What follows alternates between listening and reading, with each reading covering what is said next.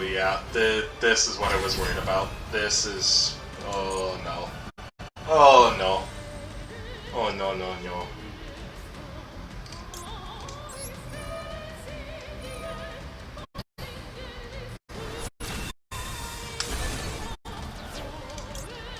Attempt to resolve this. For Lina in defense.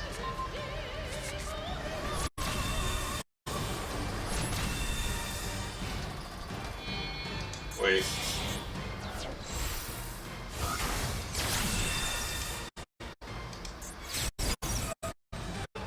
Charmer.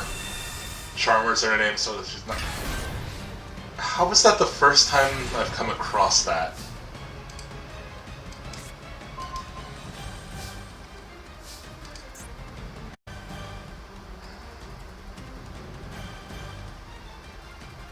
Okay.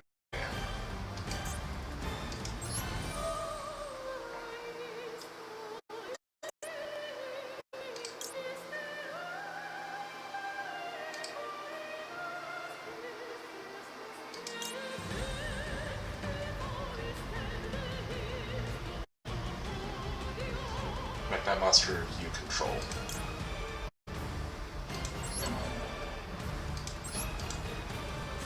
So we'll just get a wall here. So that's 2650, that's not enough.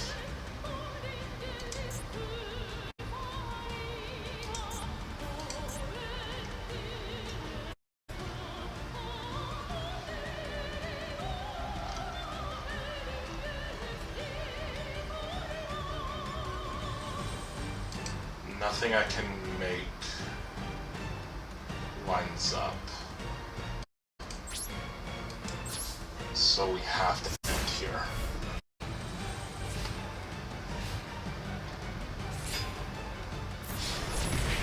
Right, there was nothing in that column so it can attack directly.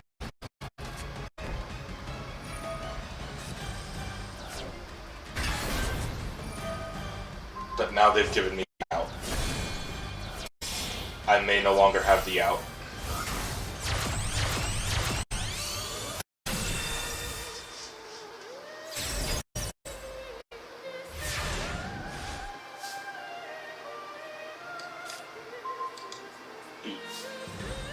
You foolish fool. You foolish fool.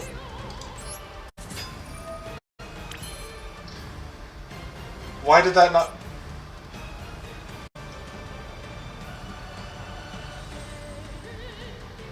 Cannot target it with card effects.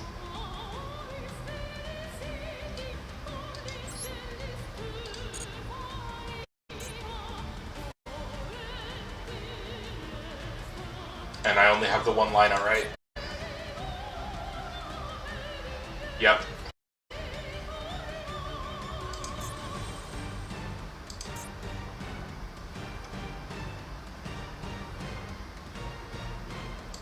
Okay, dark.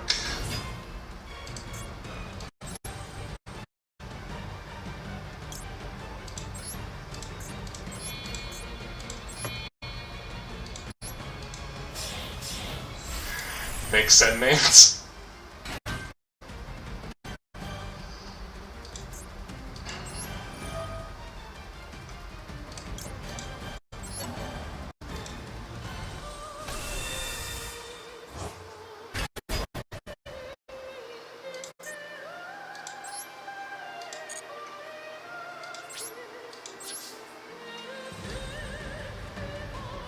Can we crash? Yes, we can. Activate Unpossessed to get dark. 1850. 1850 for game. Ooh, that was a close match.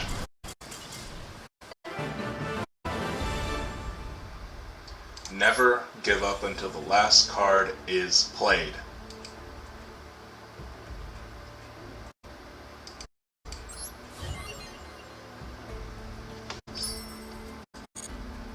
And now we have 3 scenarios. But I think I'm going to try to save those until the internet situation is changed. Because currently I've dropped almost 80,000 frames in under an hour. So maybe there's something different. This was morely a test to see if it's possible to do so here. And while it seems possible, I don't know what exactly it looks like. You know what? Let's just keep going. Scenario.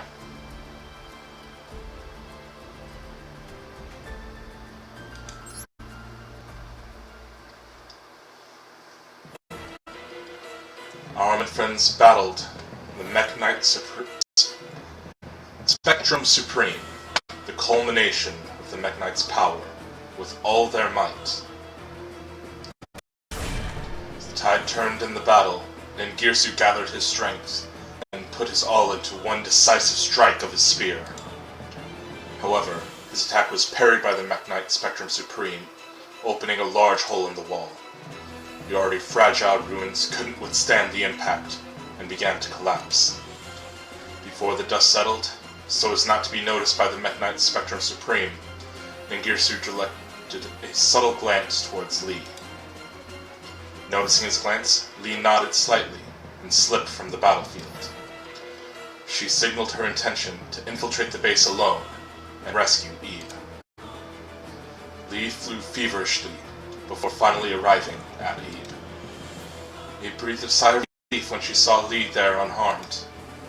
But her relief was short-lived. She learned the others were battling the Mech Knights. Maybe it was they who were wrong to battle the Mech Knights. To know the truth, she had to stop the battle immediately. As Eve uttered those words, Lee, who stood in front of her, now slowly turned around. Upon their first meeting, Lee had granted Eve with the warm smile of a fairy. But her smile transformed, now blackened and hideous. Terrified, Eve sought to scream, but her consciousness was consumed by deep darkness before she could utter a noise.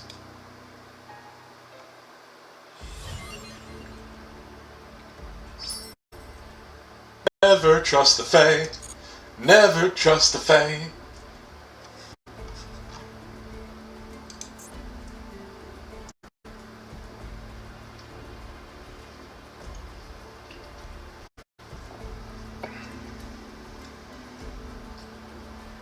Okay. Who does he become?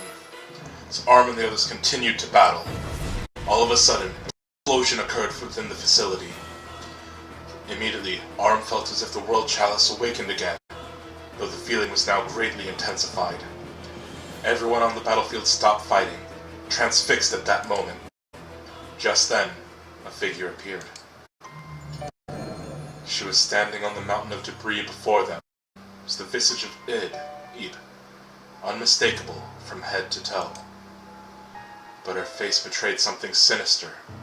Her eyes glowed mysteriously, and an evil aura emanated from her body.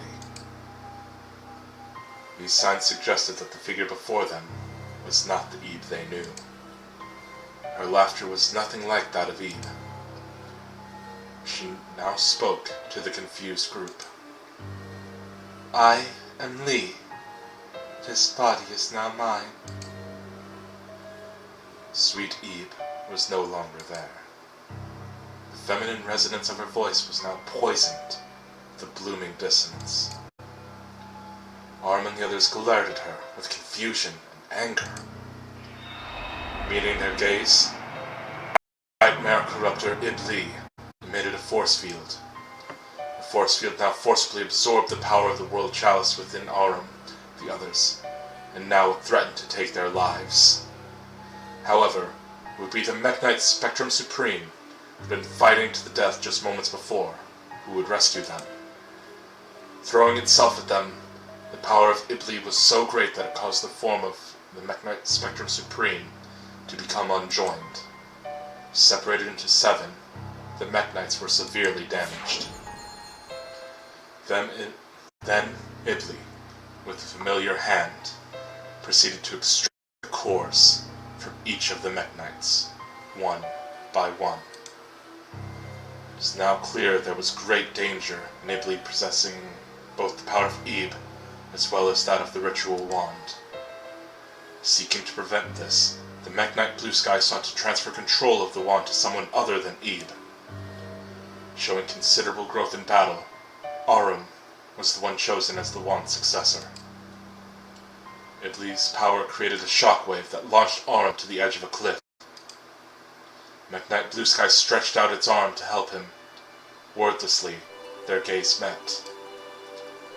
Arum sensed in his heart that the knight was trying to convey something when a dazzling light shone suddenly. The next moment, Arum, adorned in the new armor, not of the world chalice, but holding a sword in each hand, stood at the edge of the cliff. As Mech Knight Avram, successor to the ritual wand.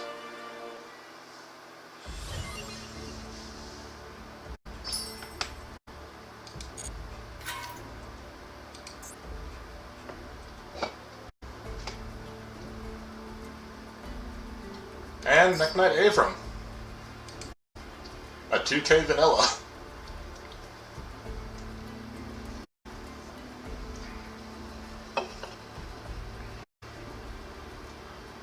Now, the nightmares.